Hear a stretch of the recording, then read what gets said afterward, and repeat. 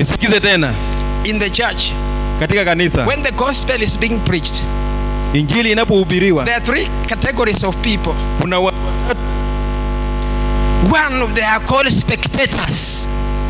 Wa kwanza wanaitwa wale wa kuangalia, mashabiki. Here they stand at the sides and wonder Wanasimama na kushangaa whether it will be possible. kama itakuwa sawa.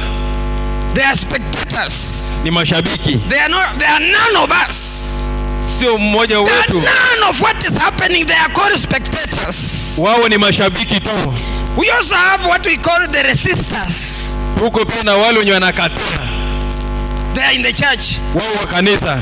Everything they oppose it, they will oppose it. Kila kitu yenye wanakataa. They are resistors. Hao ni watu wenye wanakataa. But I want to thank God. Lakini nataka nishukuru Mungu. But there is another category Kuna kikundi kingine of the embracers, the promoters.